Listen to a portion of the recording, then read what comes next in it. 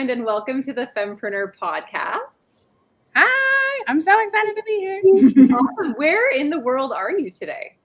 Where in the world? But I'm in Maryland, USA. Okay, fantastic. I've actually been there. I had the pleasure of speaking at the Maryland State Bar Association annual conference many years ago, and it was beautiful. I stayed in Ocean City, and Ooh. oh my gosh, what a beautiful state. And you have everything in that state. You have like skiing and ocean and all of it. Yeah, it's crazy because I didn't realize how much of a beautiful place Maryland was until I started going to other places, and I was like, Maryland's not so bad. Oh my goodness, right? It's funny when you grow up somewhere. You grew up there, I take it? Yeah, Maryland, DC, the DMV. Yeah. Okay, fantastic. All right, well, you're born and raised Maryland. Like, tell us about your business. What do you do? What do you do day to day in your business? And then tell us the backstory of how you came to do this work. Yeah, for sure. So, day to day in my business, I read people's energy. So, I look at their unique energetic blueprint and I help them identify ways where they can step boldly and confidently into who they are, shredding fear and self doubt and all of the things that come with that imposter syndrome, new shiny object syndrome, just all of the things, because they know who they are at soul level and they can really show up fully as that. And so you said, how do I get to be doing these things? I've been an entrepreneur for 4 years. The first 2, I was actually in a product-based business. And so I always say, right, and hindsight is always 2020. I always say that being in a product-based business allowed me to grow a business successfully in the blissful ignorance of my own self-worth, because I knew how much I paid for something. I added a profit margin, and that was the price. It was really not a lot of negotiation. You might get a sale here and there, but like, that's the price. And then and then somewhere in that journey somewhere, I was running 2 businesses. I had started my second business, which was started as a graphic design company, because I was pursuing my visual communications degree. And so I was like, this Photoshop thing isn't so bad. I can make some logos. I can do some stuff. And I was also a mom. And so a lot of things, 2 businesses, being in school, being a mom. And I had always kind of suffered from like mental health things. I was diagnosed with bipolar 2 disorder when I was 14. And so the depressive side of that was very, very much a thing for me. And so in August of 2022, in the midst of doing all of the things, I participated in a clinical trial that gave me relief from the depression. I actually say that it healed my depression. It looked at the efficacy of psilocybin, so magic mushrooms, in individuals with bipolar 2 treatment who had treatment resistant depression. And through that trial, I started to I was like, okay, so what matters to me? What do I want to do really? Because it's not all of these things, because this is very stressful. And so I knew that I kind of wanted to help people feel better. Like that was kind of, what I was doing in the product-based business. Except I was just doing the coaching part for free. So I was like, I know I want to help people feel better, even in the graphic design. Like, yes, I was making logos and websites, but also I was helping people get clear on like what they wanted to do. Again, also for free, right? Doing all the work of like getting them clear, getting them to know what they wanted, but then turning around and like spending 8 hours in Photoshop and Premiere Pro and like designing all the things. Like, this isn't sustainable. So right. I knew that I wanted to do something around life coaching. I didn't have nearly the tools that I do now to make that a reality. I was like, how do I market that? I can't say like you spend 6 months with me, you're gonna feel better at the end of 6 months. Like that seems like setting myself up for failure right there. Cause it's like, how do you measure that? But I was like, people were asking me, because I'd been an entrepreneur at that point for 2-3 years. And it was like, you can start this side. I did business coaching. And as I'm sure from any amount of online networking, there are a lot of business and mindset coaches out there. So it was like, okay, how do I stand out in this like super saturated, crowded space, really? And the one thing everyone always told me was like, oh my gosh, I love your energy. It's so infectious, it's so contagious. And I'm like, if I could bottle that up and sell it, I would. But I don't think that's the thing that you can do. So it kind of like started to frustrate me. It was like, okay, everyone loves this energy thing over here. But like, what's my superpower? How do I monetize that? And at a time where I needed it the most, someone asked me, what's your energy type? And I was like, what? I don't know what you're talking about. And they sent me this calculator for human design. And it was from the people who founded human design. So their whole marketing model is like they want you to buy the custom report. And I'm like, I'm not going to buy a report for something that I just heard about. So I went to YouTube University and I was like, what does it mean to be a generator? And it held like the energy that I saw as something that was outside of me, it then became a part of me because when you're a generator, when you're doing work that you love, always that caveat, you generate so much energy that it literally bubbles up and spills out of you into the people who are around you, into what you're doing.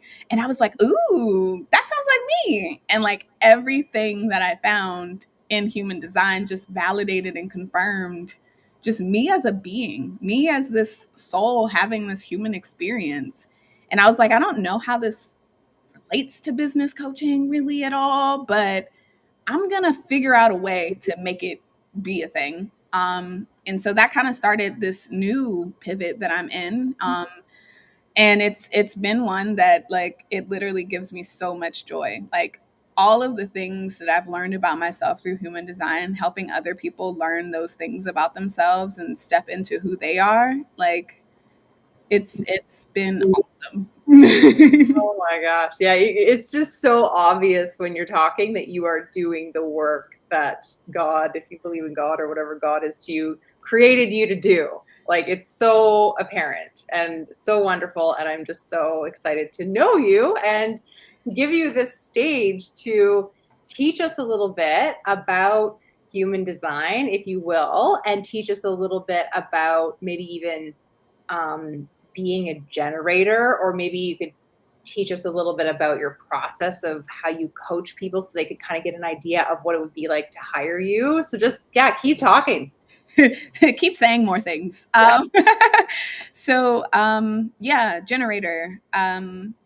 First, what is human design? So, human design is a synthesis of a few different sciences. So, astronomy, astrology, the Chinese I Ching, quantum physics, the Kabbalah tree of life, the chakra model is in there.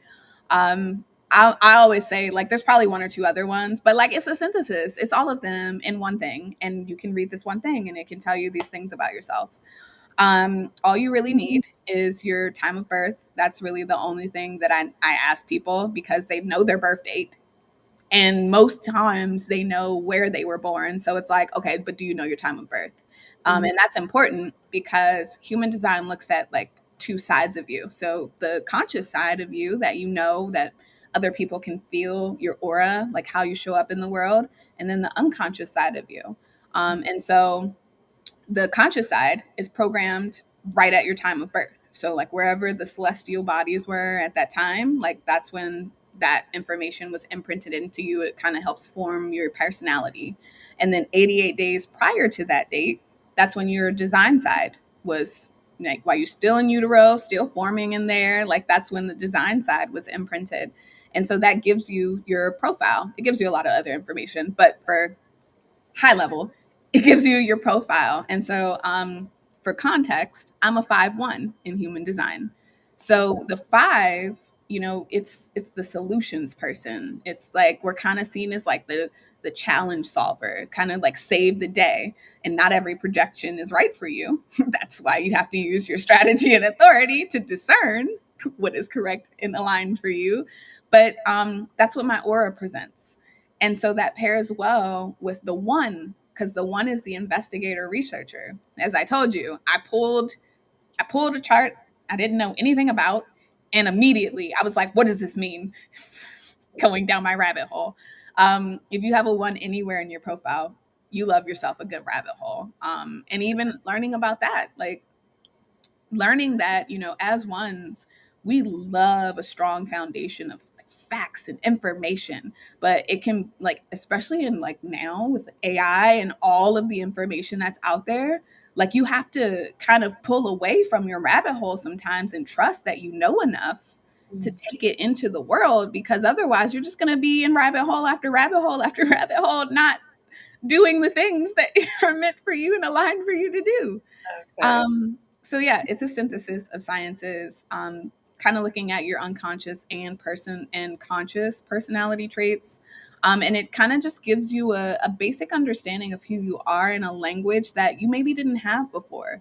It takes a look at the gifts and the strengths that your your soul chose to Okay. come into this world with, and that's important because as a one, as a researcher, when I learned that it could show you the areas where like you didn't have a fixed and reliable way of dealing with that energy, dealing with the thoughts and beliefs that came into those centers, I became obsessed. I was like, I need to know everything that I don't have so that I can know where I am leaning into, like what my family believes, what my friends believe, and the biggest one, what society is telling me to believe.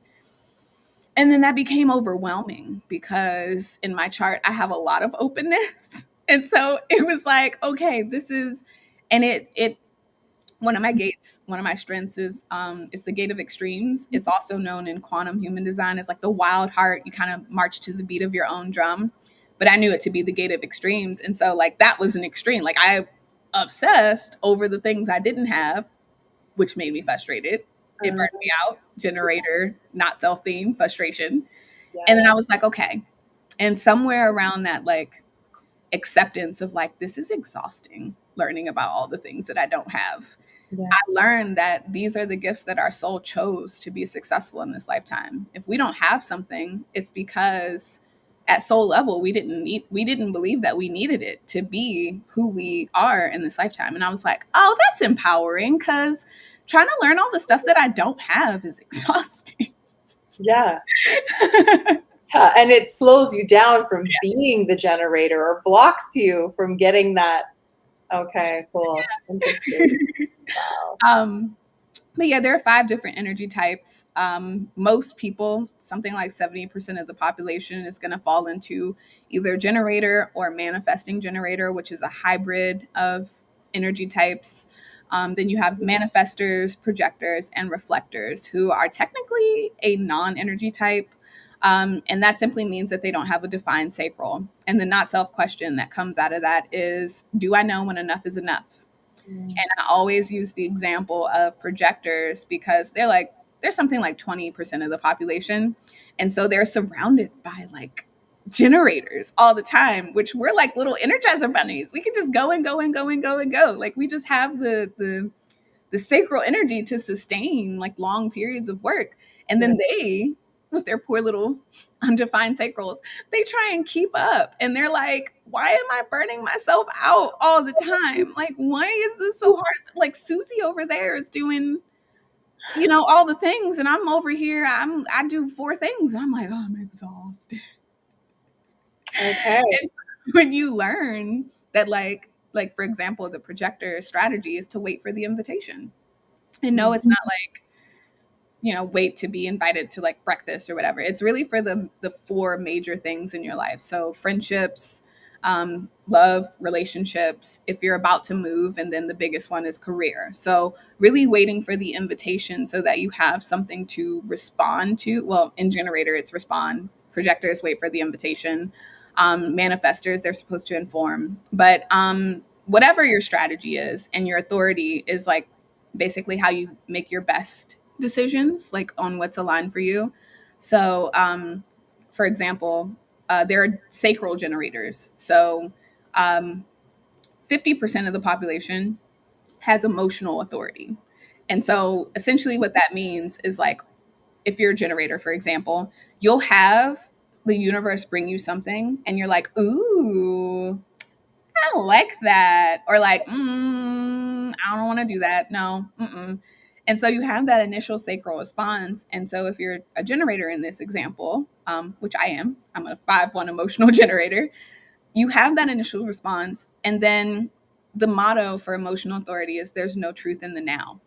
So at a minimum, we should sleep on things. And if we can give ourselves more time to really ride the emotional wave, like, is it still a yes when I'm in that high of like, yeah, this is exciting?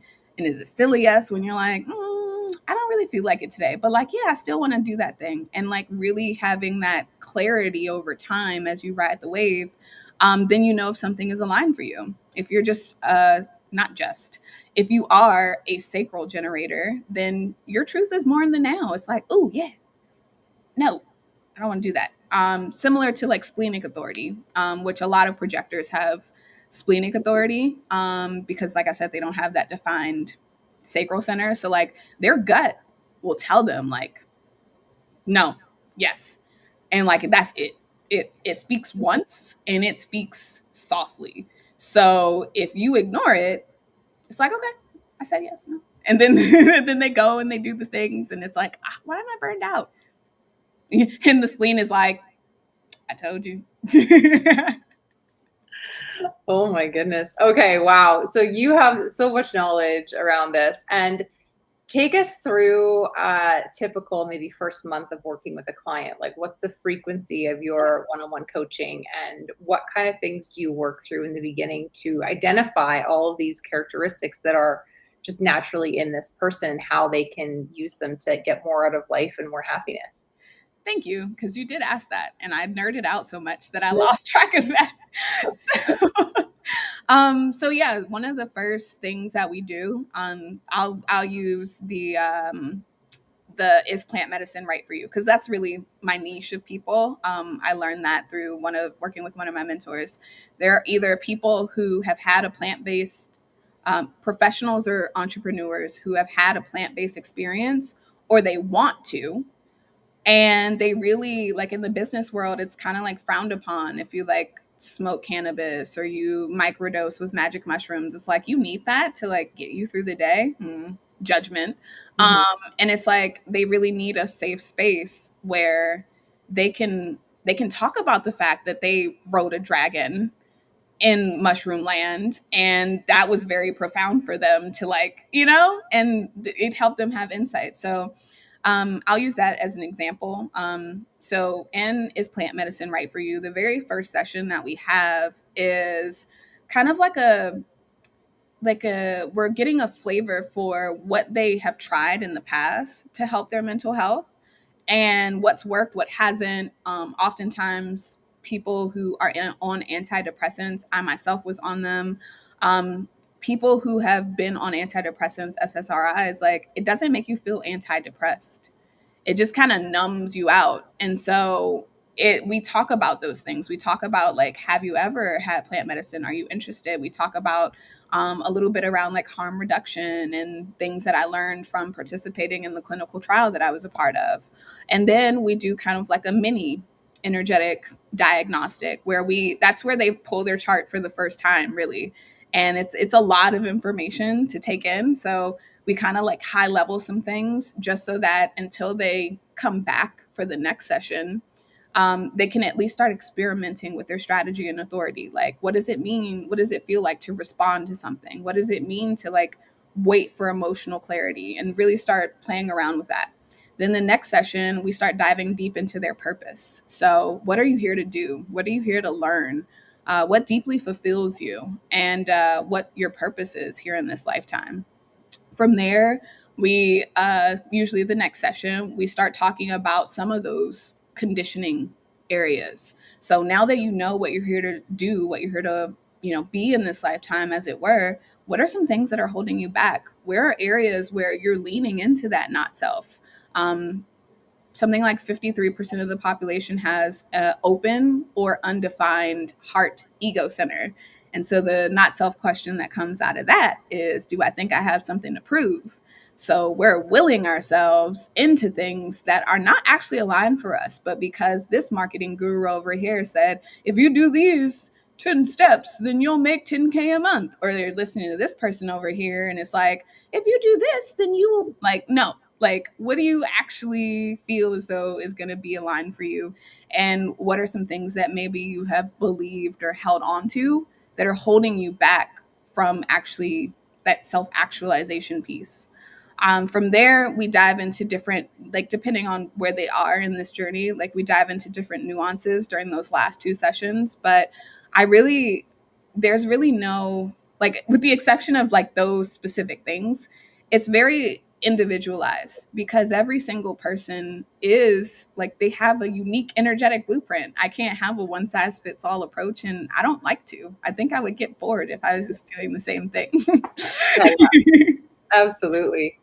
So, just to recap and make sure I'm hearing you correctly and not missing any of the important info, you said that most of the people you work with, if not all, are looking for a plant-based medicine approach. They're either looking to elevate what they're already doing or enhance, or they're brand new and have never tried any sort of plant-based medicine, and they're looking to you to kind of guide them through the process. Is that kind of your niche person that you work with?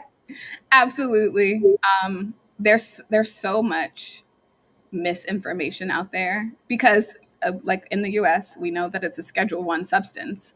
Yeah. And so because like people can't openly talk about the medical benefits and things like that, there's so much misinformation out there. So I'm like, I've been through a clinical trial. Like, these are the things that I learned, because I was one of those people who was experimenting with mushrooms, and I always say that that trial taught me everything that I was doing wrong. And I am so grateful for all of the things that I learned from it. And I'm happy to share that information, especially for new people who are Right. like, I'm curious, but I also don't want to go crazy. I'm like, you're not going to go crazy. Set and setting is everything. Right, right. Okay, so and then you were invited to be part of this clinical trial by like your medical doctor, or like how did that happen? Yeah. So I was watching a Red Table Talk episode with Jada Pinkett Smith, and they had Michael Pollan on, who wrote the book. It's a very long title. I'm going to mess it up. But he wrote the book, How to Change Your Mind, What the Science of Psychedelics Teaches Us About like all these different things.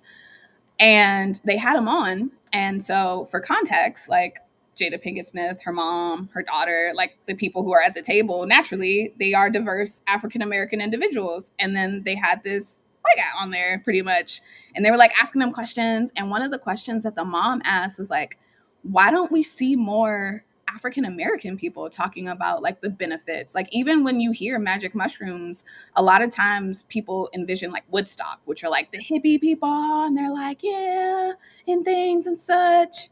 And it's like, you don't really associate that with like diverse individuals. And so, one of like a few things were discussed, but one of the main things was like, we don't see enough people who look like us talking about what it's done for us. A lot of times we don't even feel safe to, not to get like political or anything, but some people are killed and they're just sleeping in their home. So for me to be like tripping on mushrooms and like not, right, being like disassociated from reality, and then like having the police bust in somehow, like, talk about a bad trip, like, so they're just like, nah, I'm good. And so the first part really was something that struck a chord with me.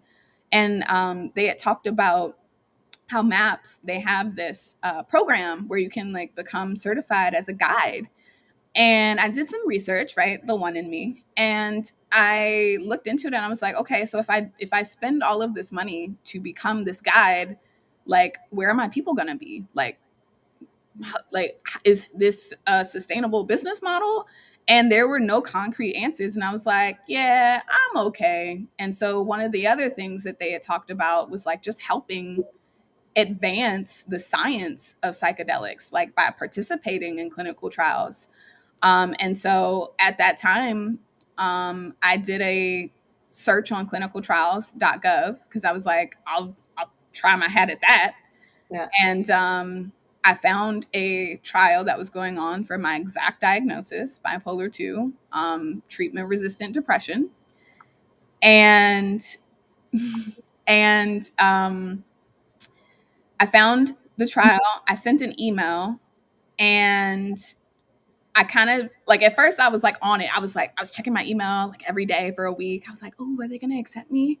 And then that became exhausting. And so even with like I do new moon, full moon ceremonies, and they always talk about like putting your wishes into the universe, but then like releasing detachment from them so that the universe can work, so that you don't have to worry about the how it's going to happen. And so this was no different. I was checking every day. And I was like, okay, if it's meant to be, it will be. And I just kind of left it. A few weeks later, I got an email back and they were like, we're interested in bringing you in for an interview just to kind of get your backstory and things like that. And from there, they accepted me. They were like, yeah, this is the 15-week trial. They gave me the rundown and the rest is history, as it were. Wow, good for you. That's incredible. I just can't imagine the life-changing impact you're having on so many people by combining, the plant-based medicine and your experience with bipolar 2 disorder, and then also all of the energy work and the science behind all of that, and then like taking people through this process. It's just so amazing. Like, thank you for what you're doing. It's just so incredible. You're such an inspiring woman. I appreciate you. It's so I'm out. One of my rabbit holes that I'm in right now is actually like rediscovering my sexuality, and so like exploring how to take back power in that way. I went to an event called Redefining Pleasure, and so one of the questions that they asked, they were like, "How do you?" What was it? It was like, "How do you like have pleasure in your everyday life?" or something like that. Like it was something along the lines of that. And in that moment, I realized like what I do, like when I pull someone's chart for the first time, like anyone who knows me ever, like I'm like, if we get to any point in the conversation where I feel as though they're like open to what I do, I'm like, do you know your time of birth? And if they do, I'm like, ooh, can we look at your energy? And like, no, I won't do like a full 90-minute deep dive with them because obviously I have to have boundaries in my business. I can't do that with everyone energetically or financially because life Yeah. costs money. Yeah. But when we get to look at their chart and I'm able to just like I nerd out for like 30 seconds. I'm like, ooh, you have this. Ooh, you have this. Oh, you have this. And that explains this. And then I'm like, okay, let me make this make sense for you. But like doing that and getting to help people understand these parts of themselves, like it lights me up. Like it's one of those things where like I appreciate and receive what you said, but I also just really enjoy like investigating people. Like pleasure, I guess. Summit. Yeah. I get what you're saying because it almost seems I guess unfair to be one of the people in the world who's truly doing what they love for money, because you see so many people who aren't there. Like, I don't know about you, but I go grab some groceries or fast food, and no offense to the people working in those jobs, but they often don't have that kind of energy. And I do really feel so incredibly grateful, but almost it does feel unfair at times that I get to do what I love, as you obviously do Yeah. too. And so when people compliment you, I get where you're coming from with that. You're kind of like, well, I don't get me wrong, I love it, like love, love, love it. It's my pleasure. Yeah. Right. Imposter syndrome, all of the things. It's like, especially like I said, the 53% of us, the population who has that ego, heart center, undefined or open, like that's the center for like self-worth and self-esteem. And so exactly what you're saying, like it there was like almost this like, and I know that's what it's like, there was almost this hurdle that I had to overcome of like, wait, I can just do what I love and make money from that. And my brain, right? Because the brain has been conditioned. You have to work hard, hustle, grind, blah, blah, blah, blah, blah. And it was like, it can't be that easy. And like I had to fight my brain to be like, no, actually it can. Like actually, but obviously that's hard work too, because the science of rewiring your brain to like however many years you've been on the planet. Like in my case, I just turned 29. So shedding 27-ish years of conditioning of Yeah. what my parents brought me up in, what society brought me up in. Like, it's hard, but like, I at least have like another half of my life where I'll be like, I'm doing what I love and it's okay. But like, there is that resistance Yeah. of like, oh, could it really be this way? And so even now, like, I have to show my brain examples of like trying to train your brain to believe that it can be that easy is hard work. It's affirmations, it's sitting with yourself, it's doing the shadow work, which is where like some of the gene keys work that I do, it comes in. It's doing the hard work that like at the end of the day, when all you really want to do is like have a glass of wine and watch Netflix and just become immersed in someone else's world for like however long it takes you to fall asleep, like, and choosing to instead like just be with yourself and to do the hard work. I'm like, brain, you're not fooling me. You're trying to make it seem like this just rainbows and unicorns, and it is not. This is actually hard work as well. Yeah. Yeah, I have a million questions for you now. I kind of want to flip over to talking specifically to the fempreneurs, because that's who listens to this podcast predominantly, is the women who have businesses. And I want to know a bit about how you go from discovering you have these gifts and talents to actually starting a business. Like, did you grow up seeing entrepreneurs who were successful?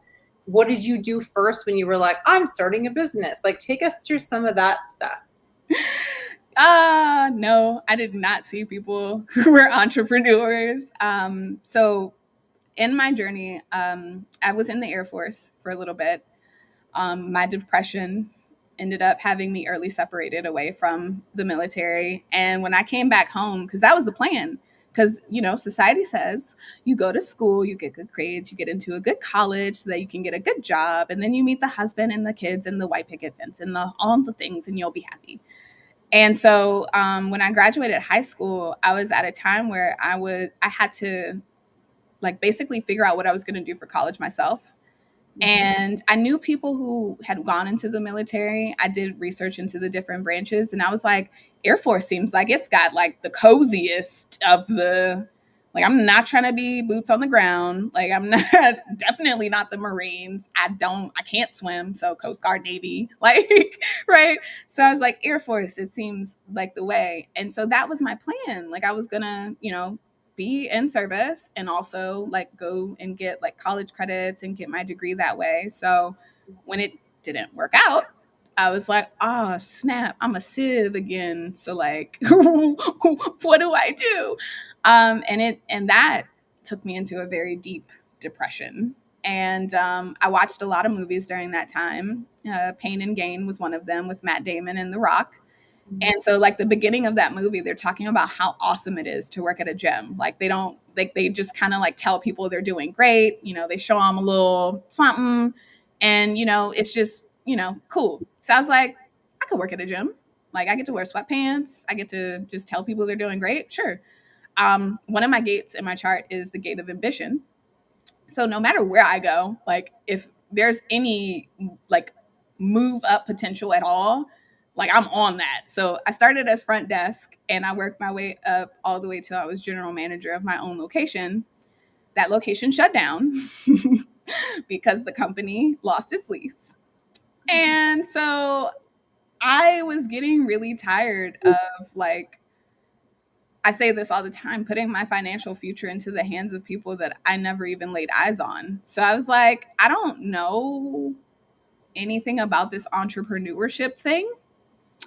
But if my alternative is going through the interview process and, saying the right thing so I can get hired and all of that, like I'll give it a go. Like I'll so so that honestly, and I know for some people who do have a job that they they may not love, but it's comfortable.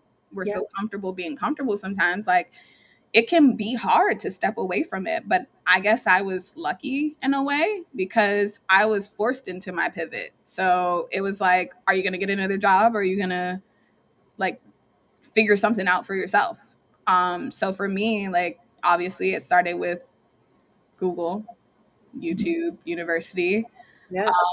And that was one of the reasons why I created a course that I did, like, I don't know, 2 years ago, called the Solopreneur's Guide to Entrepreneurial Success, because I had to figure out everything myself. And I was like, it would be cool if there was a course that like took you through like getting an EIN, forming your LLC, figuring out which QuickBooks is right for you. And then because my degree is in visual communications, like, okay, now that you have this identity, how do you bring it to life? Like, how do you build a logo? How do you build a website? How do you, but yeah, so that's out there for Nice. people. But Is that on your website? mhm, Okay. yeah. Awesome. So, but I had to figure everything out myself, and it was painful. Some of the pieces didn't come together as soon as they should have because I just didn't know about them. Because you didn't have that course that you ended up making. Yeah. So it's like, but you said, how can they step into like being in business? Yeah, well, you really did answer the Oh, question okay. when you said that you built a course that literally answers all the questions. So that's amazing. I was curious to know what courses you have. I was doing some cruising around on your website when we first booked this interview, and then again this morning. But I did want you to kind of point us in the direction of, any on-demand training that you sell or offer for free, either or both. And what kind of time-sensitive stuff do you have coming up? Like, do you gather together groups of people that all start on the same day and end on a specific day and take them through group training? Or tell us all the things. All the things. Yes. So the course is currently the only thing that is available for consumption and purchase. That course, oh my gosh, I got very good at Premiere Pro. That course is like 64 videos long, and I edited all of them myself. So that was like a lot, and I did it in a very unaligned way. This was way before I knew anything about human design and what it meant to honor your energy and to not will yourself into doing things. Oh, wow. But as far as like groups and things, I'm actually at a point right now where, because I was so out of alignment in my business for a long time, like I was trying to launch different group things that were all about like business, because I was like, people want to know how to build their business, and I was like willing myself into like creating these programs that just focused on business. So I've just done the work to rewrite my offers. I've come up with a couple of group programs that they are not on the website yet, but if you are interested, systems, right? There's a little form that you can fill out that's like, hey, let me know when they're available. And you will be one of the first people to know once I get the copywriting to create those landing pages. But yeah, so that's there. And eventually there's going to be an ongoing membership where I'm partnering with somebody right now who is in Denver, and he's a manufacturer of like psilocybin. He does these like grow bags. And so I'm like really excited because that was one of the pivots that I was scared to do, because I was like, if I really, right, everyone's so afraid of niching because we feel like we're going to like isolate people and they're, and like it's going to be a whole thing. But when I let go of the how, and I realized that those were my people, the universe started bringing me things to respond to that, it now aligns. So one of the things that we're partnering on is being able to build a microdose, like mini course, where people can learn about microdosing. They can, kind of start tasting like what it's like to kind of have that brain expansion in that way, and start opening themselves up, lowering their default mode network, all the scientific things that psilocybin can do, because it's awesome. Yeah. While at the same time being in like this 9-week program where they're learning more about the different energy centers, where they're learning what it means to be undefined versus defined, which not only helps you, it helps you understand the people who are around you. I mentioned I have a 7-year-old. Yeah. I look at her design all the time because there are so many ways that she's different from me, and this helps me understand and have empathy for the things that she does. So there'll be a course where they're doing that, and then obviously that is one cycle. And then if they want to do the hero dose, which is what I did in the clinical trial setting, which is like 5 grams or more typically. Um, Full disconnect from reality, really immersing yourself in yourself.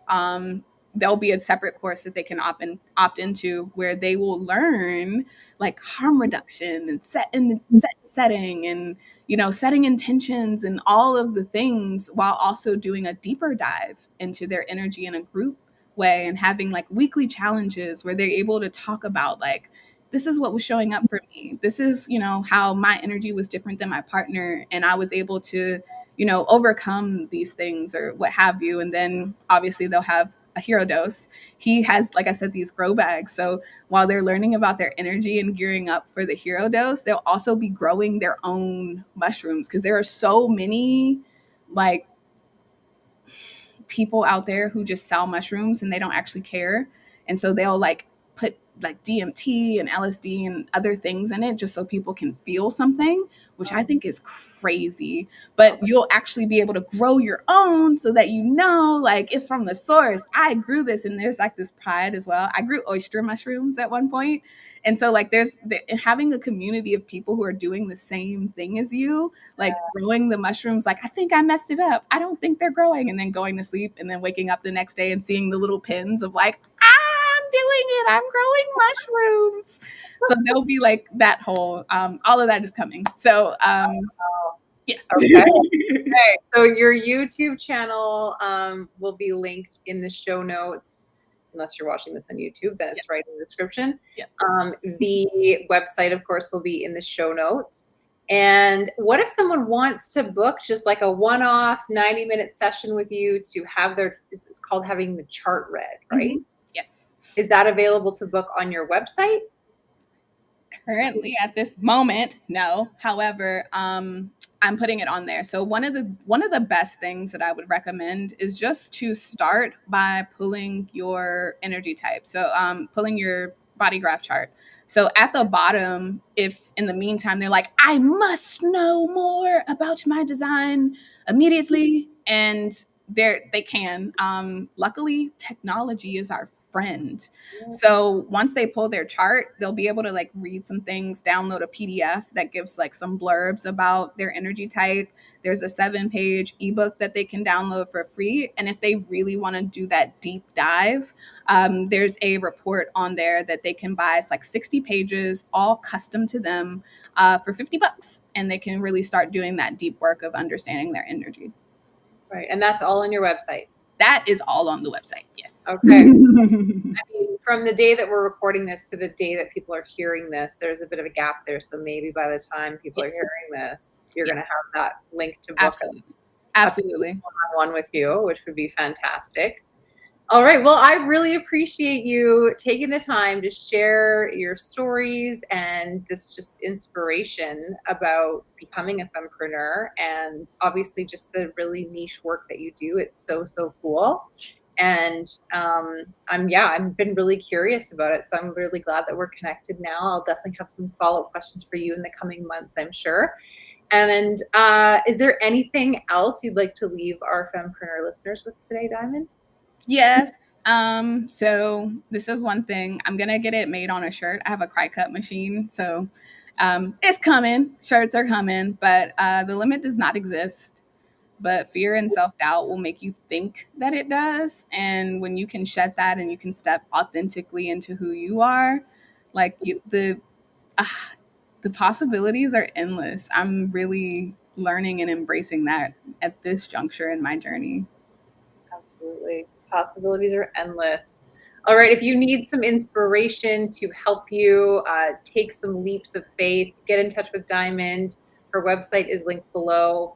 My name is Lindsay Barry. Thanks for tuning into the Fempreneur podcast. You can join my online community and learn about joining my next group program at YYC Fempreneurs. Thanks, everybody, and have a